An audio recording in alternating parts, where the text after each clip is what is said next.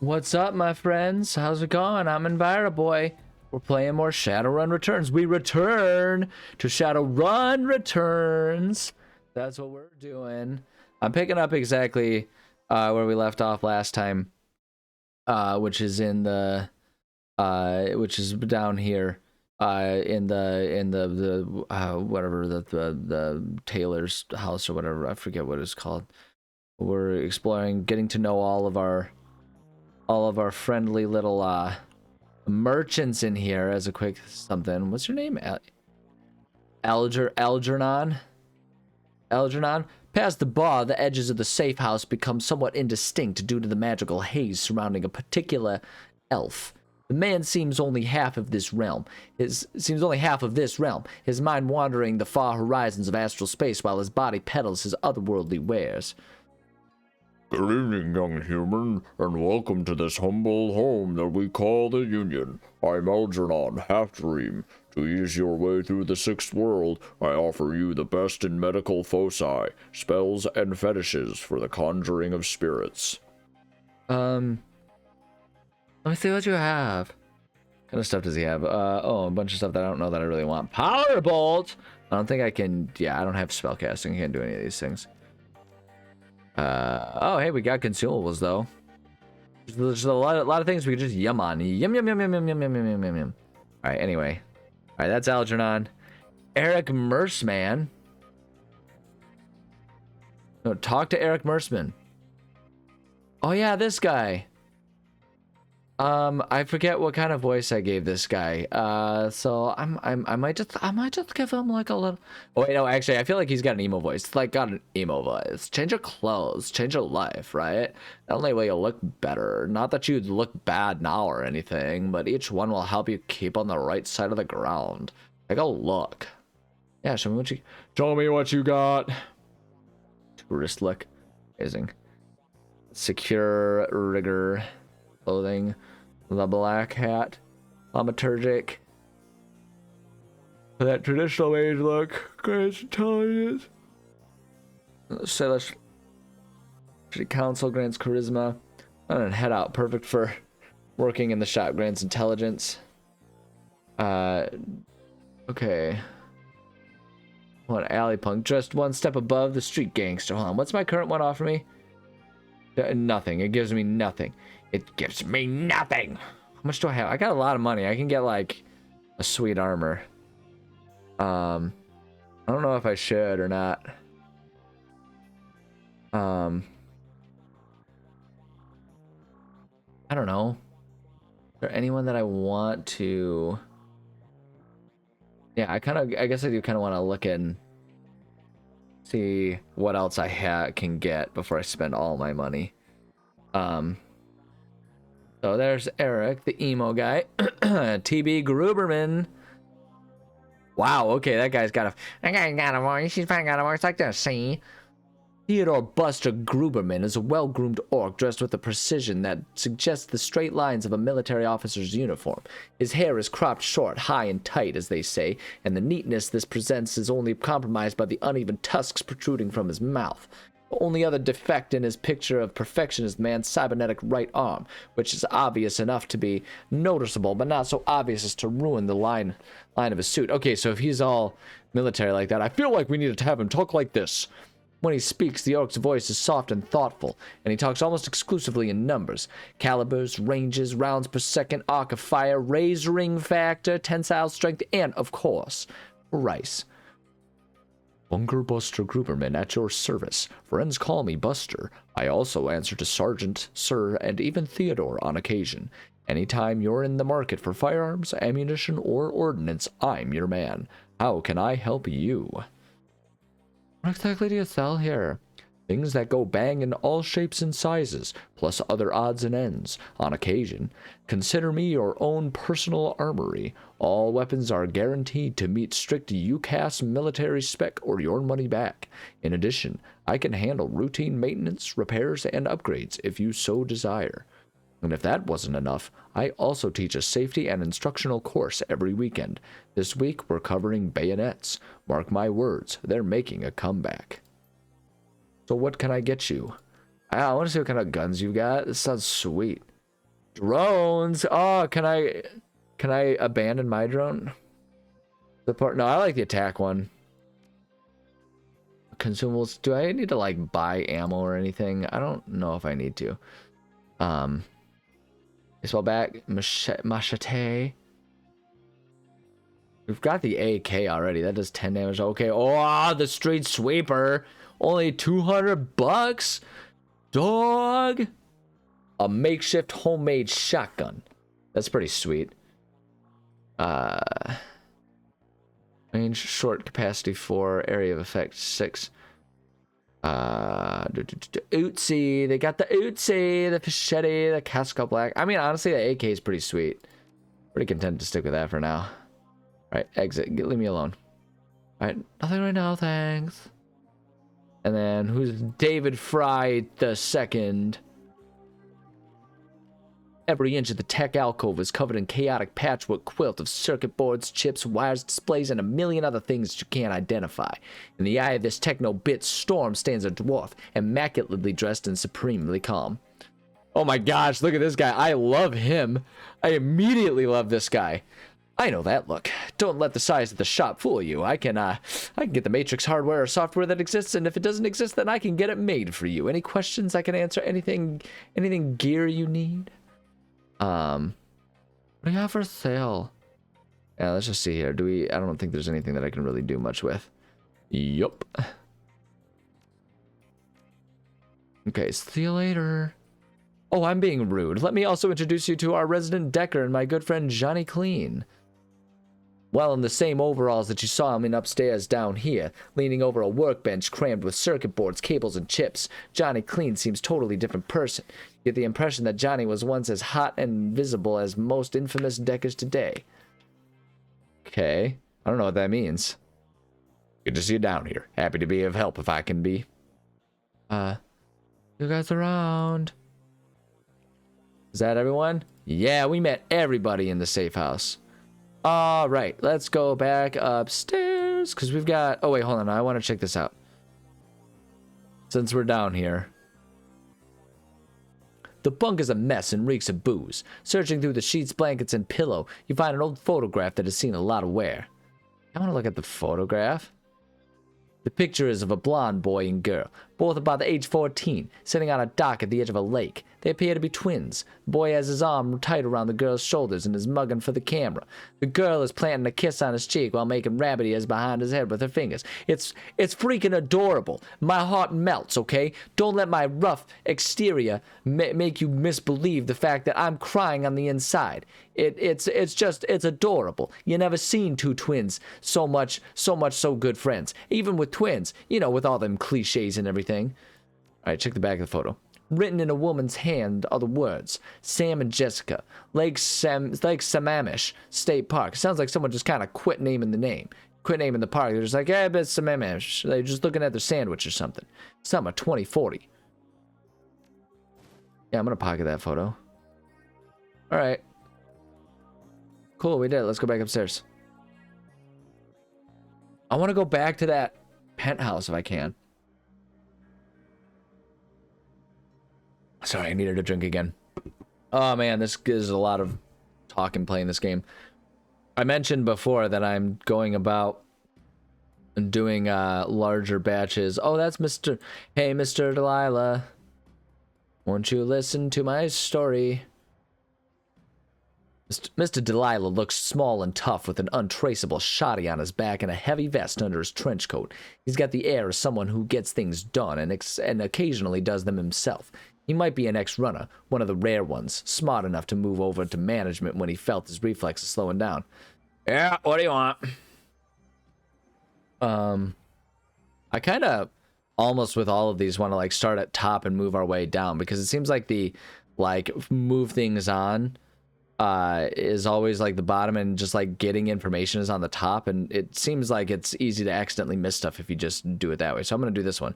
An island in the Pacific, palm trees, booze, that kind of thing. Yeah, a smart ass, huh? I love a smart ass. Ew, gross. No, back off. Really? No. Okay. Now tell me. All right, now tell me what the hell you want so I can get on with my night. Coyote sent me. I don't appreciate language, but we'll just look past that because Coyote sent me. He glances at you sideways like you're speaking a foreign language. There, she sent you. Talk to me. What, does she slag the run? Is that it? Why don't you tell me yourself? That's the short disrespect. Downstairs in the med bay. Got her arm torn off on the job. Holy hell. How'd you make back? Yeah, I guess this one. Pulled her ass out of there. Well, the language on these guys, just swearing like sailors. It's out of control. Okay, it's out of control. It's inappropriate. You gotta just taint all the young minds that are in here. Okay, and we all know that's a problem. We all know what's going on in a world like this, okay? We can act, we can put all kinds of airs on whether or not there's going to be, whether or not we're going to allow small children in here. But first off, just look at this establishment in the world that we live in. They'll take money anywhere they can get it. If a kid's like 8 years old and has 2 nickels to rub together, they'll go ahead and take both of them and let them look at whatever's going on in here, all right? Like, they're fine. Like, look at what's that lady doing? Like, she's over there doing the Matrix and crap like that while Mr. Robo's there just looking high as all get out, right? But we'll let kids in here. But even if we don't do that, let's be real, okay? There's kids climbing all through the rafters. It's like got an Oliver Twist vibe to it. They're living in the roof of the church. It's like the homeless lady in Home Alone. She's like takes them up there in New York, right? And they're up in there and they're just like staring out at the orchestra. And she's all like, "I like to be up here." And it's like a completely forgotten attic. There's an entire army of kids just going around like little rats in there. Okay, so why don't we watch the language and not make their lives any more worse than they are? Okay, because they're as impressionable as you can imagine. So watch the language. Got it? Anyway, Mr. Delilah looks you up and down, takes you all in. Yeah, I bet you did. Okay, tell Coyote no hard feelings. I'll have someone else get the stones. Listen, you look like you got the stones. Like, I need to get the job done. Listen, you look like the sort of woman who might run a crew of your own one day. Might need a little talent. When that happens, you come to me. I'll sit you up. I'll remember that. You do that. Great. Are we done? What do I need to do? Return to Coyote. Gotta return to Coyote. Am I allowed to leave this place? How do I get out of here? Like, is there not a way out of here? I don't remember. Is this like, do I go out this way? I thought it was like through here. Yeah, exit. How do I leave this place? Okay, apparently I can't leave until I've done this. It's kind of a weird choice, but okay. Oh, boy. Yeah, like I mentioned last episode. Oh, it's a bear rug. That's kind of sad. Johnny Clean. Johnny Clean, Johnny Clean, Johnny Clean, Johnny Clean. I know your secret, Johnny Clean. What secret I don't know the answer to is how you zip up between those places too fast. I didn't see you come down with me, Johnny Clean. Coyote, talk to Coyote. Don't do it. You're back. I think the highlight of the Woods game will be on soon. Want to take a look off and watch it with me? Found something in the bunk Sam was using. Yeah, great. What was it? Oh, wait, no, I don't know if I want to do that. Was it like a used sock or something? I don't want to know about that. Unless it's got my name written on it, that'd be flattering, although also gross. It was a photo. Oh, okay. Well, tell me about the photo. Did you know Sam had a twin sister? Yeah, I did. He told everybody about that. He loved it. What? He didn't tell you that? Wow, he must have really hated you if he didn't tell you that. Yeah, I did. He mentioned it once or twice. It didn't sound like they got along that well. She thinks. He was rambling on about her the last time I saw him. By that point, he was completely gone. I really couldn't follow what he was saying, but he sounded miserable. Uh-oh. Your comlink chips and the screen shows the smiling face of Officer Aguirre. If he's smiling, it must be about money. Are all cops on the take as happy as you? Yeah, we have our own clubhouse and everything. As per our discussion, I'm informing you of another Ripper murder. The victim worked for the NTSB investigation facility down on the docks. You owe me for this. Put on my tab. You there now? Better get here quick before McCluskey arrives. The image on your PDA dissolves as the call ends. Another Ripper murder? Where? At the docks. I've got to go. Okay, listen, I want to help. You dragged me out of the Royale before. Something bad happens. You dragged me out of the Royale before. Something bad happened. Where's they get my arm torn off? And Sam was my friend. You head to the docks and I'll see if I can track down Sam's sister Jessica. She might be able to help us. You know when I get back? Okay. Oh my gosh. Like, if she becomes a more permanent member, I'm gonna just absolutely demolish my voice. Yeah, in terms of continuity, doing bigger batches of episodes in a row is gonna be nice. In terms of my throat doing okay, is like the worst thing that I could possibly be doing to myself. So we'll see how this all pans out. I may have to like mix up games so that way I don't just play this game and like shred my throat and do nothing else. You know what I mean? I'll have to see how it. We'll see how this goes. We'll see how this goes. I'm only 2 episodes in right now. Gosh dang it! The thing, I don't like how it sends me that way all the time. Oh, am I finally allowed to leave? Am I permitted? Am I permitted to leave? Have I gained that right? Thank you, game, for allowing me, for granting me the courtesy of being allowed to leave. Take a cab to the South Seattle docks. I guess I have to. Is that my only option now? Yeah, I guess so. So I just missed it. Okay, so good to know. I can't go back to that penthouse. So I'm gonna have to just like explore everything. Okay, the South Seattle docks. Leaving the seamstress union behind, you head to the docks. The Ripper killed Sam, and maybe he or she slipped up with the latest victim, left some useful evidence. Only one way to find out. South Seattle's your typical industrial area: grit, grime, and gray. The rain doesn't help matters any. Layers of dirt mixed with abandoned wooden pallets, repurposed into makeshift furniture for the day workers. Garbage collects in the gutters of the broken down street. Disreputable is this district's middle name. Your destination? The National Transportation Safety Board Warehouse, NTSB, is located in the small strip of a dock towards the less maintained end of the waterfront. Despite the presence of those who linger in such places, it's quiet as you approach the gate. Okay.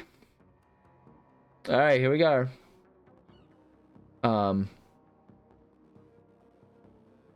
So, okay, I want to, like... okay, I see where I am.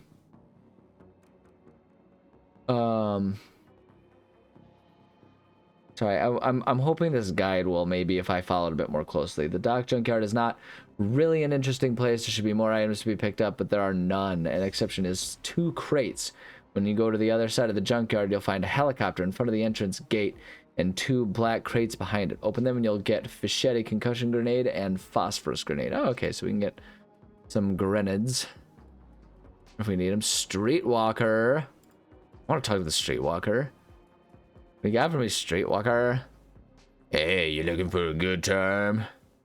Do you know anything about the NTSB? Yeah, the bums around here have been stealing old scrap from that place for years. Not worth my time, though. Okay. Can I go in? Am I not? Halt! The guard looks bored. He toys with his gun absentmindedly, like he might shoot something on a whim just to watch it die. Hey, you're about to trespass on corporate property. You looking to get dusted, street scum? I don't have security etiquette, so I'm going to start with the first one. I'm working with Lone Star on the crime scene investigation at the NTSB warehouse. Sure you are, and I'm Luffwire, the King of Dragons. Beat it. Can I just I challenge you to single one-on-one combat. Wait, what's that? Aye, that's mine. Okay, a homeless man. Oh, raised ya, pack of wolves. That there ladder is rightfully mine.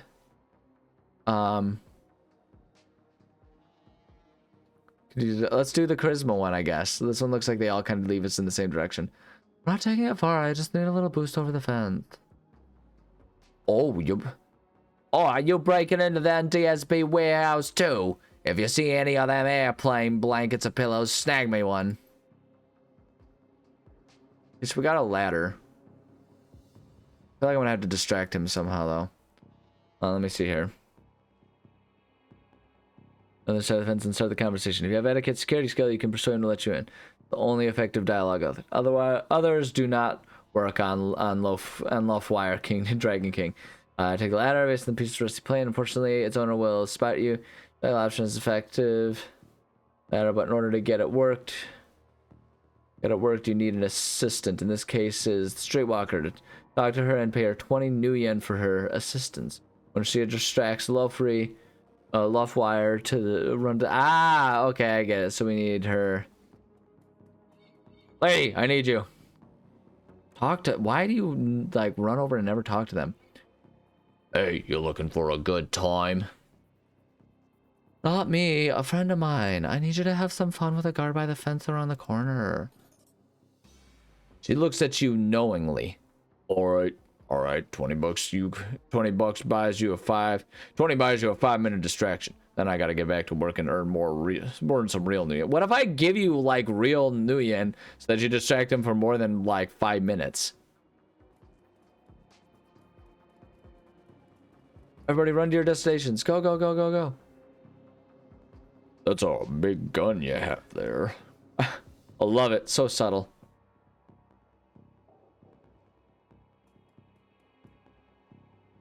Doo-doo-doo. Doo-doo-doo-doo. Introduce you, ma'am.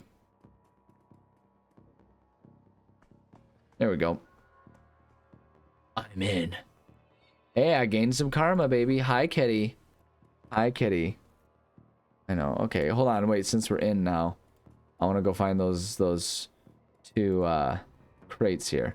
Yes. Those couple crates. Hi, kitty. I know. Kitty is here to generally get in the way. I mean, join us. Send it to Mustache, baby. Confirm. I appreciate that they let me do that. Send this item to Mustache. Send this item to Mustache. Send it to Mustache. Send it to Mustache. All right, now that we got that taken care of, let's go ahead and enter. All right, so now we'll just get ourselves to the warehouse part of the guide. Yes, confirm. Let's continue. Hi, Kitty. Oh, Kitty's all snuggled up with us now. It's Leela that's joining us, not Andy. Andy's off sleeping somewhere else. The warehouse. Inside, the large gray warehouse is as typical as the outside. High ceilings adorned with girders and rickety catwalks top a huge utilitarian room.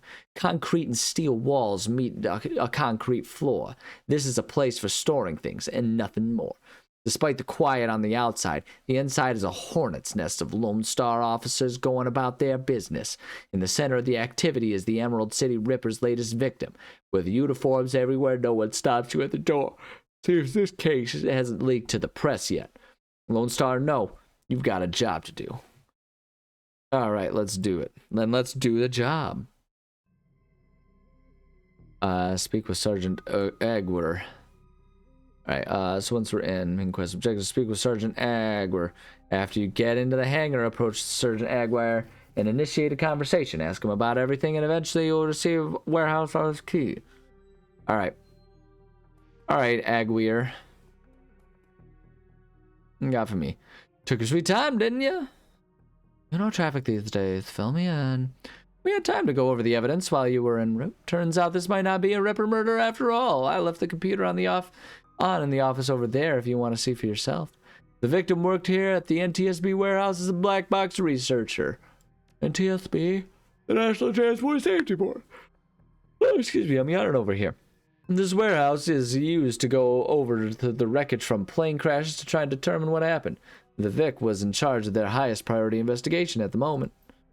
We've gone through the victim's computer, and his case notes indicate he was selling secrets. Idiot kept records. Scientists don't make good criminals. Tell me about it. Some runner like you probably offered him to cover up his court master's involvement and try to make it look like a Ripper killing. Here's the office key. Check it out for yourself if you want. I mean, I guess that's what I want to do. Okay. So open the door. Okay, investigate the murder scene. Okay, so it wants us to investigate the murder scene first. Let's do that. Linda, surprised to see you here. Let me guess, Officer Aguirre tipped you off. Suppose you must have made an impression on him at the market yesterday, or your cred stick did at any rate. He chuckles. Anyway, surprise, we've got another Ripper victim on our hands. Let's see here. For Ep.6 this, you'll receive some useful information. Okay. Look about this. Oh, excuse me, yawning again. No, I can't go back. Okay. Yes, indeed. The victim's male, mixed Native American descent, age 38. Based on the condition of the body, it looks like he was killed around 2 in the morning. Cause of death unknown. Several internal organs were removed from his body after the death, quite gruesomely. I'm not sure if the killer even knew what they wanted before they started cutting. Not much else to tell you yet, really. He does have a lot of pre-existing scar tissue, so he probably had a major surgery at some point in recent history. Unfortunately, with the organs gone, I can't determine the nature of the surgery. Any idea which organ the Ripper was after this time? I know, kitty. I know, I hear you. You're a sweet girl. You're purring so loud right now. I'm surprised the microphone isn't picking that up. You're a sweet little girl. Well, the killer definitely took the lungs. The more I look at it, though, the other missing organs may just be eviscerated within the chest cavity. McCluskey getting any closer to a suspect? McCluskey couldn't find his ass with both hands. Don't tell him I said that, though. Okay. How's Officer Aguirre doing on the case? He seems like a real go-getter. Aguirre would love to solve it before McCluskey and get his gold detective's shield. Plus, he'd love to see McCluskey suck it in front of his superiors. He's got a real voyeurism kink. He bought it from a shaman. He is already trying to bribe me to keep information from McCluskey and slip it to him. He'll slip something to him, I'll tell you what. I'm inspired by their tireless pursuit of justice. Take the money? He grins from ear to ear. Do you have any idea how much this job pays these days, ma'am?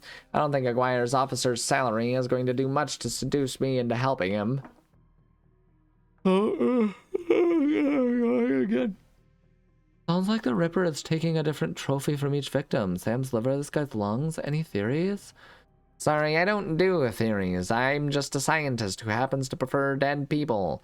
However, while there was massive damage in the chest cavity, I can see the victim's lungs were transplants, which is interesting since another victim, his missing heart, was also a transplant. Is this like some sort of Wild Bill situation, like Silence of the Lambs? Like, is this guy making a little suit, like a mannequin? Like full organs and everything in this mannequin. Granted, modern medicine has made organ transplants relatively easy, but it is an odd coincidence. But as a scientist, it's just that, a coincidence.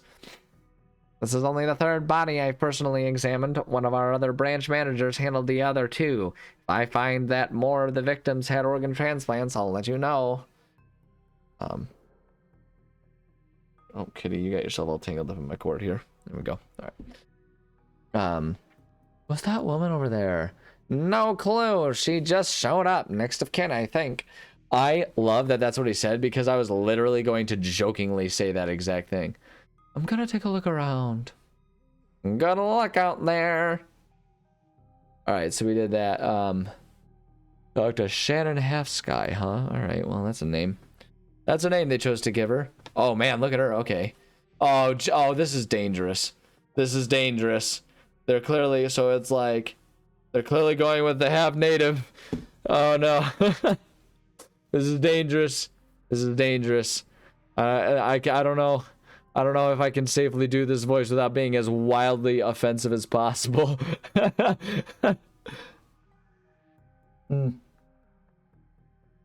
Sorry. Okay. We're just gonna give her as normal a voice as I can. You're not a cop. She looks up, watching you wearily. I'm independent. What's your relationship to the dead man? The suspicion in a voice and eyes departs almost instantly when the subject turns to the deceased. He is my brother. I've been trying to speak with him, but I'm afraid his spirit is too disoriented by his... Oh, I'm giving her a dreamy, aloof voice. That's what I'm doing. I'm afraid his spirit is too disoriented by his recent journey to answer me.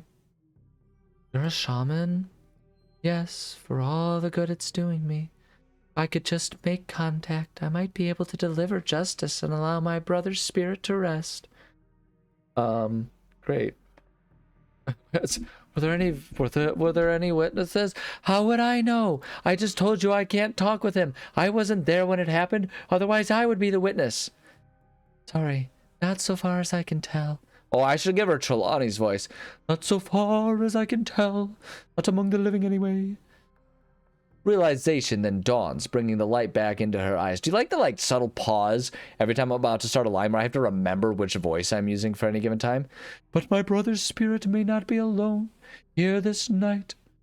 She closes her eyes and concentrates, droning a low chant you can barely hear. Yes, there are others, other spirits who may be of help, and the grim. Sorry, I got a little intense about that one. Her features harden in frustration, as if she's searching for something that remains elusive. Sighing, she opens her eyes and fixes you with a stare. But I can't do it alone. What do you need? This warehouse contains the spirits of plane crash victims trapped between worlds. They wish to help. They wish to be heard. And I think they have something to say about my brother's murder. Lone Star won't let me in there, but you seem to have the run of the place. If you can find personal items that belong to the victims, I believe that I can summon a spirit to speak with us. I'll need at least 2 such objects. Can you find them for me? Yeah, I'll do what I can. Alright, okay. Oh, golly, man. I'm sitting here thinking about the fact that I have to record at least 2 more episodes today in succession with the ones that I presently done. And all I can think about is, how am I going to get I need to get anywhere from 2 to 6 more episodes recorded. The more that I can get, the better. But I need to get at least 2 done today. And I'm sitting here thinking like, oh my goodness, this is a lot. There are people who do this professionally.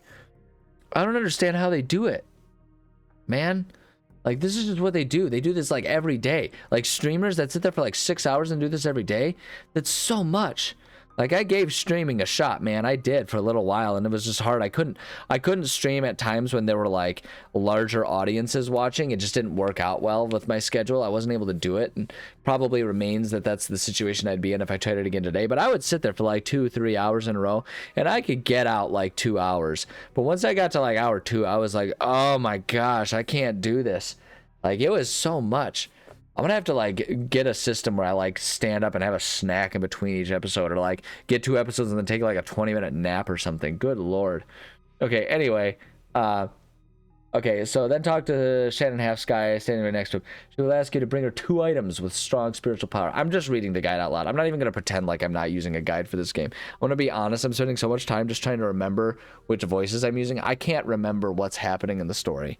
So like I'm just pretty blatantly using a guide at this point in time. Okay, let's see. There are 2 items in here. The first one, start by walking into the next room. Which room is the next room? Oh wait, hold on. It kind of gives me a little thing here. Hold on.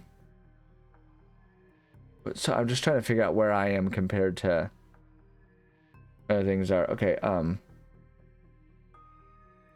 Shannon Half Sky is there. Warehouse. So okay, so wait, where does it want me to go? Found a shoe pile number 8. Okay, wait, hold on. Where's number 8? Oh, I see the next room it wants me to go into. I think what it wants me to do is go along in here, because this is this locked? Yeah, that looks like it's locked. Let's say on it. Hold on. What is that going to give us? The door is the door is locked, but you might be able to bypass it if you could get under the maintenance panel. All right, so let's go this way then. So I think this is the room that it wants me to go to. Okay, so we're going in here. There are 2 items in here. The first one can be found in the shoe pile. Like, I don't mean for this to be just like a guide and me doing everything. Like, it would be fine. Maybe I should actually just like try and do this without a guide. Maybe that's what I'll do, because I've been meaning to do that. Like I leaned a little hard on the guide for Resident Evil, or I have been, I guess I should say. And I don't know. Actually, wait, hold on. When's this one coming out? Yeah, when this one comes out, actually, I just finished Resident Evil 0 yesterday. Yeah, I leaned heavy on that. Maybe I should stop doing that. I don't know. Maybe it's more fun if I'm clueless and I can just like have the guide there and I can look things up when I get lost. Maybe that's what I ought to do. Anyway, there's a large pile of old shoes on the ground next to the airplane seats. They could be discarded luggage, or possibly the shoes worn by the occupants of the plane at the time of the crash. I think we know which one it is. Like a pile of, specifically a pile of shoes. Like what? One dude just had a bunch of shoes in his luggage? I doubt it. Sorry, kitty bumped the microphone there. Dig through the shoe pile for sure. Sorting through the shoes, you realize that there are 3 shoes with no matching pair. A left blue sneaker, a right red high heel pump, and a left black dress shoe. Let's start with the dress shoe. The dress shoe is a black lace-up with a rubber sole. Inspect the high heel pump. Pump is a department store knockoff of an Italian brand. It's otherwise unremarkable. Inspect the sneaker. Sneaker is a child's and it has musty, sweaty smell. Why are we sniffing it? Come on, man. Oddly, you get a sort of shock as if from static electricity when you touch it. It's supposed to be one of the items the shaman was looking for. You take the shoe. All right, let's leave the shoe pile. Okay, all right. I'm gonna go ahead and avoid. Do those things like? Okay, so let's go over here. Investigate this thing. There's an open vent on this wall, but it's too small for you to fit through. But you might be able to send a drone through to open the door to the other side. Yeah, send the drone through. Why not? Oh, okay, we're just gonna do that. Your drone fits through the hole, buzzes to the left, and activates the locked door from the inside. Nice. Way to go, little droney boy. Yeah, my boy, drone. Okay. It's hard to say whether this is a heap of items, refuse recovered from the plane crash, or simply trash that hasn't been taken out yet. Yeah, let's dig through it. A sticky substance of some sort seems to have seeped through the trash pile, and your hands are quickly covered with the stuff. After searching for a minute, you unearth a handful of interesting items. Let's go with the earring. The earring is made out of burnished steel, formed into the shape of a small salmon. An intense primal fear washes over you as you touch its surface. This must be one of the items the shaman was looking for. You take the earring. Yeah, the dented lunchbox. A dented tin lunchbox that's seen better days. You can barely make out the face of a grinning troll on the front. And then cred stick. Surprisingly, there's a cred stick is still functional. You slot it into your PDA, and 200 New Year's Eve is added to your account. Walk away. All right, hold on. What do we gain by opening up this door? You find a magnetic screwdriver. That's all I ever wanted in this world. Alright,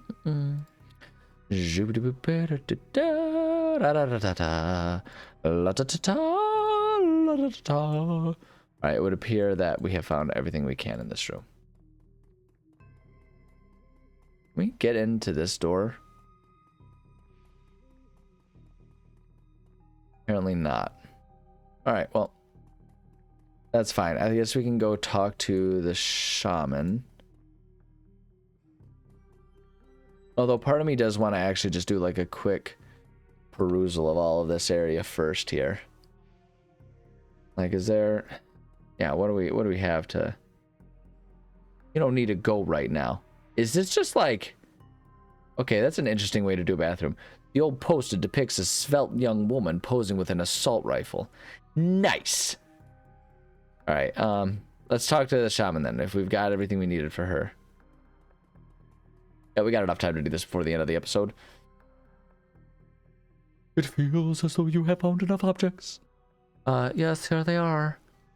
You hand her the objects you found. She closes her eyes and chants over them for a time. When her eyes open again, they're filled with tears. Thank you. These items are all I will need. It shouldn't take me long to...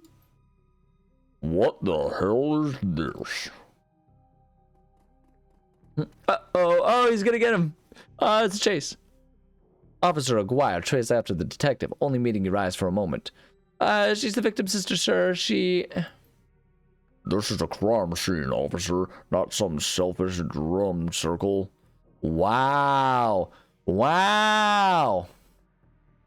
Isn't it standard procedure to contact the next of kin?